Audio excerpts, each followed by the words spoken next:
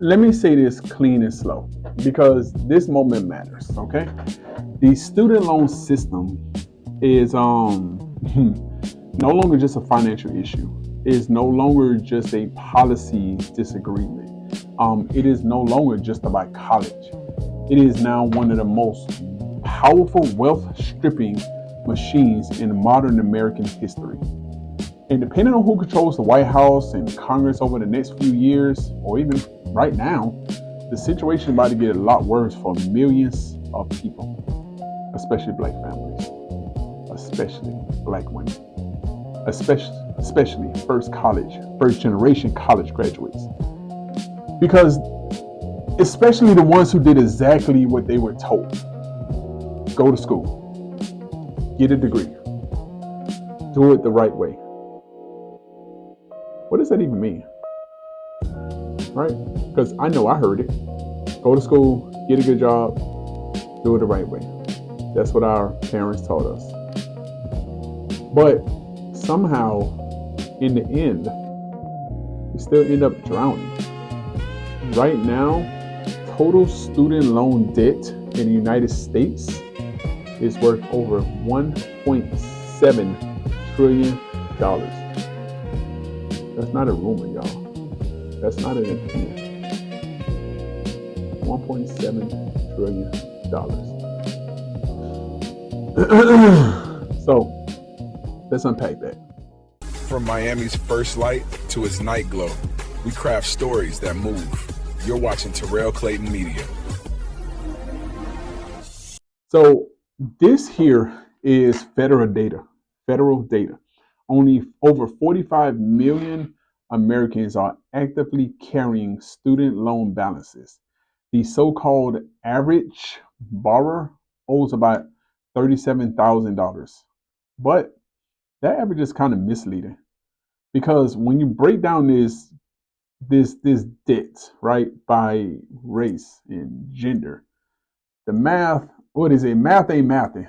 The math becomes brutal. Here's the fact of the matter. Black borrowers borrow more. Black borrowers at the college earn less.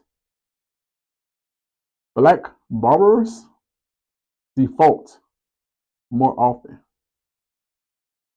Black borrowers take longer to repay. And for, you know, the before for the special people, I'm not saying everyone. I'm not talking about you. If you paid it back, cool, great. I'm talking about on average. On average, black borrowers accumulate more interest over time. That is not a coincidence. That's inequality colliding with a debt machine that never turns off. Now, let's talk specifically about black women, my sisters, right? Because no group in America is carrying a heavier academic debt burden. Black women graduate with a average student loan balance between 41,000 and 45,000. White women, on average, graduate with about 27,000 to 29,000. And I could be able to say a lot about this, right? This whole, you know, black women don't need a man, man don't need a woman. We separate and we have all this doggone debt. But that's for another day.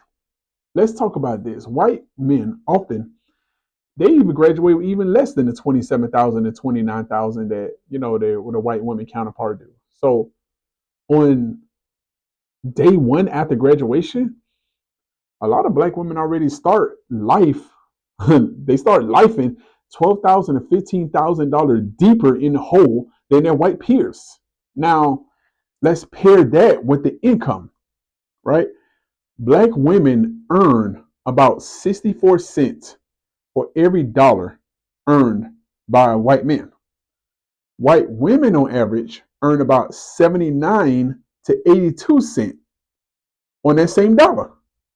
So now the picture becomes clearer, right? Black women borrow more, black women earn less. Black women borrow more, black women earn less. Black women pay longer over a longer period of time.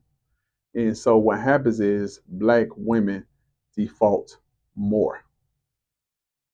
And so sisters carry the highest lifetime stress, student loan stress of any demographic in this country. And here's the cruel irony behind this, right? Here's the thing about this. Black women are also the most educated group in America. Black women are educated, y'all. They got more degrees. They are more sophisticated in a lot of ways. They have more credentials, you know? Brother, like, look at your girlfriend, your wife, your kid's mom. Does she have more degrees than you? More credentials? More certifications? I know mine does. I know mine does, right? I know my cousins, my women cousins, they do. I know my women friends, they do, right? That's more degrees, more certifications, more credentials, more schooling, but not more wealth. And so that alone tells you something is deeply broken. All right. So let me let me spin the block right quick and let me talk about us black men, right? Because the gap here is not only financial, but it's educational access. In America, colleges right now, for every one black man enrolled, there are roughly two black women enrolled. Black men's college enrollment has collapsed over the past 15 years, right?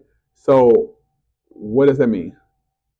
That means fewer degrees, fewer credentials, fewer certificates, fewer middle class access points.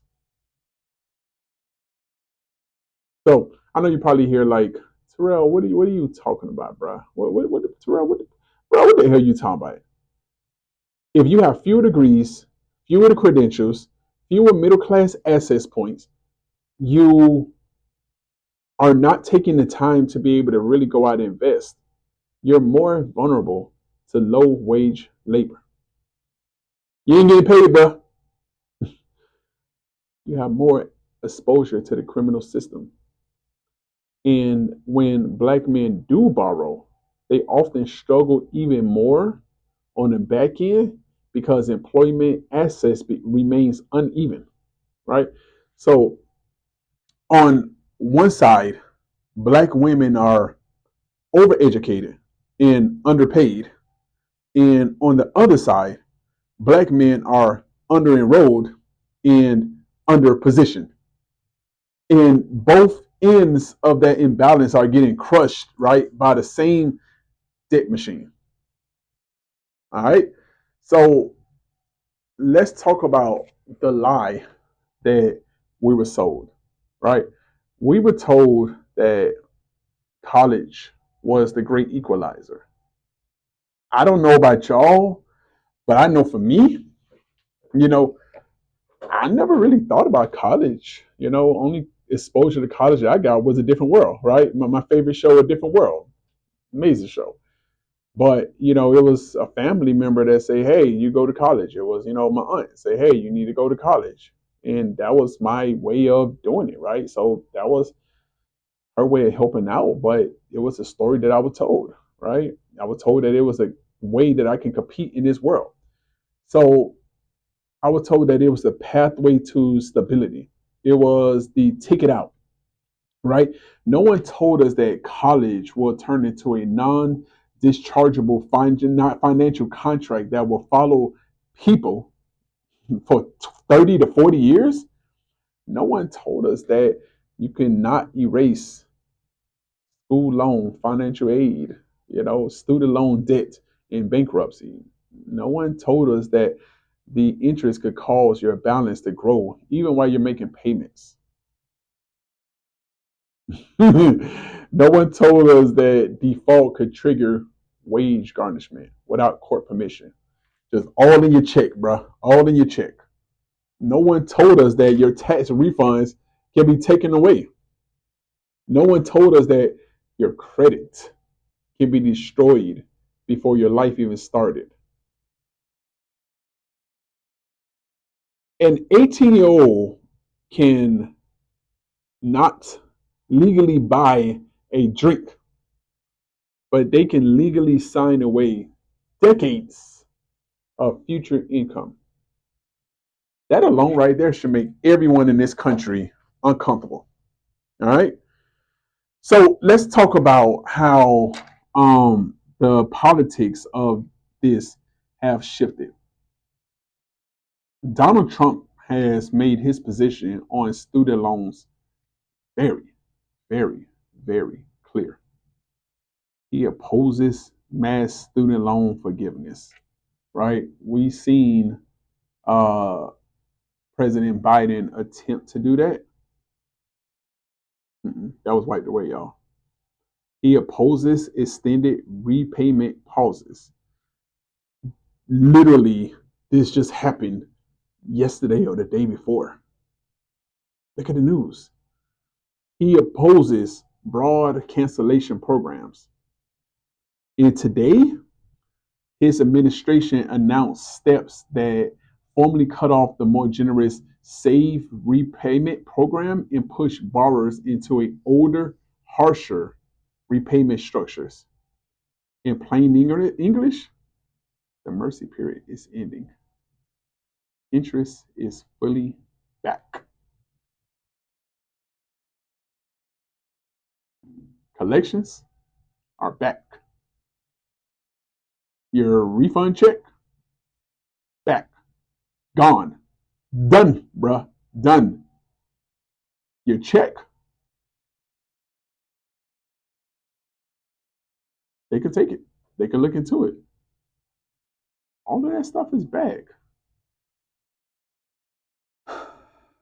So I wanted to be able to let y'all know millions of people are about to feel the pressure for the first time in years. A lot of times, y'all kids. This is not speculation, right? This is real. This is 100% real, right? Loan servicers are already reactivating collection departments. Think about the time that we're really in. Borrowers who got comfortable during the pause are about to get hit with a financial reality they did not see coming. I remember when it hit me years ago. It was rough. So now here's why this is going to hurt black households more than anyone else. What happened when your life, your debt, your life is packaged, bundled, traded, and then sold for pennies on the dollar to the next company that's going to come after you with vigor?